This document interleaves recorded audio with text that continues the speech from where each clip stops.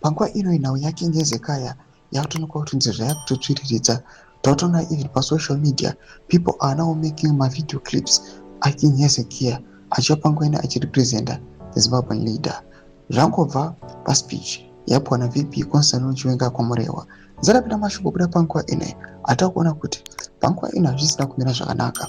Takutoona kuti even maplots ese aitiwa dating back ava panguva yana Solomon Mujuru akuratidza kuti these were just efforts ezvinhu zvanga zviri planned kuti zvikananda zvikwanise kuatena Vision 2030.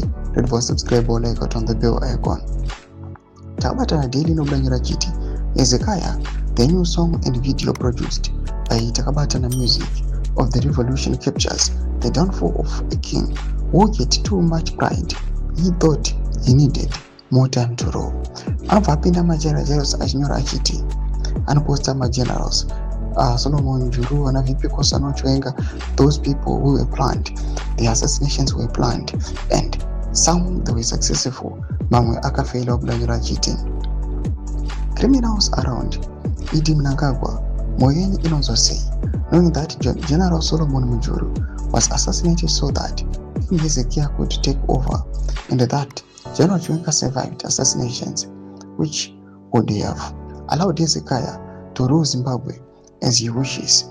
Ngachiita tuone ndoma developments ari kubuda panguva ino, ndomamiriro zvakaita ari kuonekwa kunzi nawo aiwa yezvigananda yakutotsviriridza ichionekwa kunzi magenerals maplots ari kuitwa against magenerals akunyatsa kuda pachena kuti ndechokwadi ari kubva kuzvigananda, but panguva ino VP Constantine Chiwenga achisurvivor zvonyatsa kubuda pachena kuti aiwa generally he is surviving with a purpose.